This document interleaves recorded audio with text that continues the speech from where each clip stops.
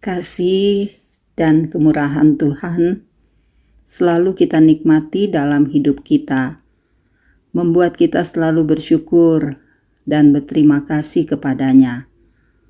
Saudara-saudara, kita jumpa lagi dalam renungan harian. Kita berada di hari Selasa, tanggal 20 Agustus tahun 2024. Kebenaran firman-Nya kita akan baca. Marilah kita satu di dalam doa. Mari berdoa. Kami rindu untuk memahami maksud dan kehendak-Mu dalam hidup kami. Karena itu firman-Mu kami akan baca. Roh Kudus, terangilah hati dan pikiran kami, agar kami dapat memahami firman-Mu, menjadi pedoman di dalam hidup kami. Ampuni dosa kami. Demi nama Yesus kami berdoa. Amin. 1 Raja-Raja pasal 7 ayat 1 sampai ayat yang ke-12. Istana Salomo.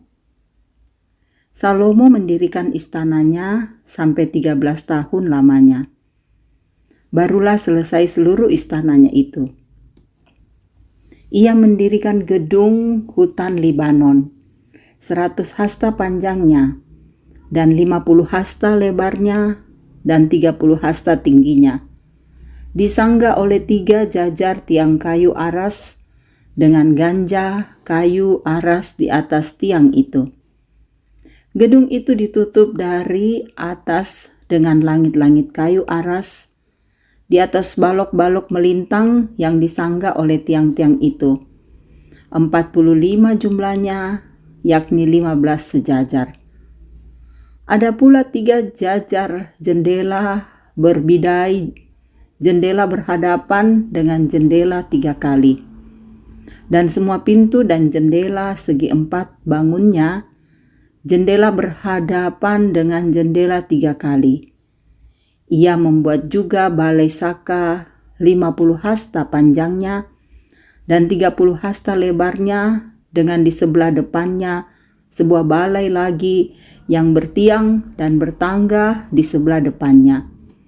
Dibuatnya juga balai singgasana, tempat ia memutuskan hukum, balai pengadilan yang ditutupi dengan kayu aras dari lantai sampai ke balok langit-langit, dan gedung kediamannya sendiri di pelataran yang lain. Lebih ke sebelah dalam lagi dari balai itu adalah sama buatannya. Dan bagi anak Firaun yang diambil Salomo menjadi istrinya, dibuatnya juga sebuah gedung sama dengan balai itu. Tembok dari semuanya ini dibuat dari batu yang mahal-mahal, yang sesuai dengan ukuran batu pahat, digergaji dengan gergaji dari sebelah dalam dan dari sebelah luar, dari dasar sampai ke atas, dan juga dari tembok luar sampai kepada tembok pelataran besar. Bahkan dasar gedung-gedung itu dari batu yang mahal-mahal, batu yang besar-besar, batu yang 10 hasta, dan batu yang 8 hasta.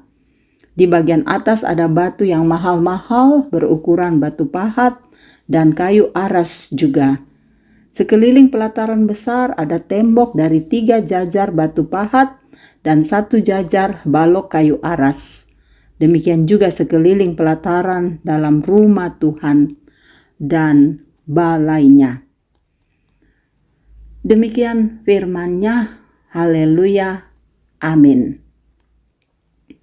Saudara yang kekasih, kita berada dalam tema tidak membangun kemegahan diri.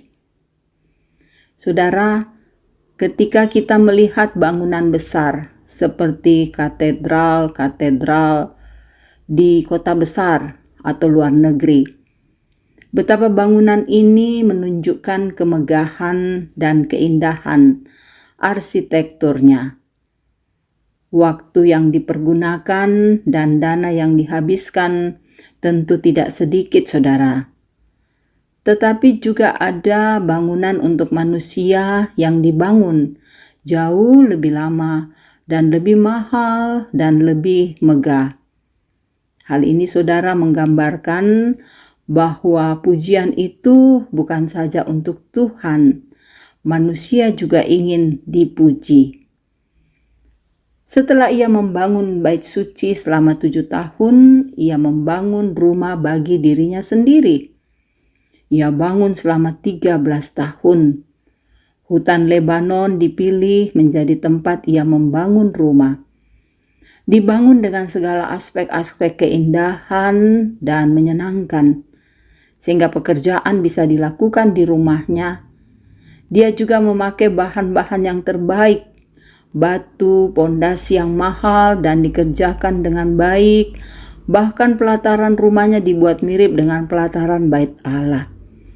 Hanya saja pembangunan ini memotong jalannya pembangunan bait Allah.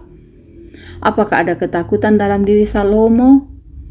Jika ia disibukkan membangun bait Allah sehingga melupakan membangun istananya, saudara, istana itu sendiri dibangun jauh lebih megah daripada bait suci. Saudara, betapa bertolak belakang antara semangat untuk membangun bagi Allah dan membangun bagi diri sendiri. Kepentingan memuaskan diri membuat banyak orang melupakan membangun kemuliaan bagi Allah. Banyak orang dalam pelayanan membangun popularitas untuk dikenang atau dipuji, bahkan kekayaan bagi diri mereka sendiri, dan lupa bahwa segala yang dikerjakan dan dicapai karena Tuhan. Harusnya Tuhanlah yang lebih dikenal seluruh dunia. Kerendahan hati, kerelaan melayani semua orang tanpa membedakan harusnya menjadi motivasi utama dalam pelayanan. Bukan mencari kekayaan atau meninggalkan warisan untuk dipuji orang. Saudara, popularitas, kekayaan, kemegahan diri adalah musuh dalam pelayanan. Marilah kita semua mengoreksi motivasi diri kita. Semoga fokus kita hanya untuk memuliakan dan membesarkan nama Tuhan saja. Jangan bangun kemegahan diri di hadapan Tuhan, tetapi bangunlah kasih Tuhan. Bangunlah kehidupanmu dalam kuasa Tuhan. Biarlah dengan mengagungkan Tuhan dengan tulus, semua itu membuat Tuhan bersukacita. Amin. Mari berdoa. Terima kasih Bapa di sorga. Kami memiliki waktu untuk merenungkan firman-Mu. Biarlah firman ini tidak berlalu begitu saja. Dalam kuasa dan kasih-Mu, kami dapat mewujudkan firman-Mu. Engkau terus bersama dengan kami, Engkau menolong kami Tuhan. Dan Engkau memberkati keluarga kami. Semua anak-anak kami, Engkau bimbing mereka agar mereka selalu taat dan setia pada Tuhan. Berkati pertumbuhan mereka, berkati pendidikan mereka, berkati upaya mereka mencari pekerjaan. Hanya dalam kasih-Mu lah anak-anak kami boleh menjalani hidup ini dengan baik. Tuhan berkati pekerjaan kami dan biarlah damai sejahtera-Mu ada dalam keluarga kami. Berkati semua saudara-saudara kami yang berada dalam kelemahan tubuh, sembuhkanlah mereka Tuhan. Berkati yang berduka, teruslah Engkau memegang mereka dan menghibur agar mereka tenang dalam duka. Ada banyak tantangan dan pergumulan kami, tapi kami percaya Tuhan bersama dengan kami sehingga kami dapat melewatinya dengan baik. Kalaupun kami juga bersukacita, Tuhan sempurnakan sukacita kami. Mereka yang berulang tahun, mereka yang mendapatkan berkat lewat pekerjaan, lewat pendidikan, dalam banyak sukacita kami, kiranya semuanya sempurna dalam kasih-Mu. Para orang tua kami dalam usia indah Tuhan berkati agar terus menjalani hidup ini dengan baik. Berkati juga para pemimpin-pemimpin kami agar dapat memerintah dengan bijaksana dan terus menciptakan kehendak-Mu, agar mereka boleh menciptakan masyarakat yang adil, makmur, sejahtera. Kasih Tuhan bersama dengan kami. Saudara-saudara kami yang mendengarkan renungan harian ini Engkau berkati. Jamalah mereka satu persatu sehingga hari ini dapat dijalani dengan penuh kebahagiaan, berkat dan kasih-Mu mengalir dalam hidup saudara-saudara kami. Tuntun kami agar kami selalu setia kepada Tuhan. Berkati para pelayan-pelayan-Mu, kiranya mereka tetap melayani dengan setia. Damai Tuhan bersama dengan kami. Tuhan, ampuni semua dosa dan salah kami. Sepanjang hari ini kami persembahkan hidup kami kepadamu, biar kami lewatinya dengan baik, jauhkan dari mara bahaya. Kami boleh menerima berkat dan kasih-Mu, juga kami boleh menjadi berkat bagi orang-orang di sekitar kami. Di dalam nama Tuhan Yesus kami berdoa kepada Bapa di sorga. Amin. Terima kasih untuk semua kesetiaan kita mendengarkan firman ini. Pelihara firman ini dengan baik, tetap semangat, tetap kuat menjalani hari ini, esok dan seterusnya. Tuhan Yesus memberkati dan menyayangi kita selalu.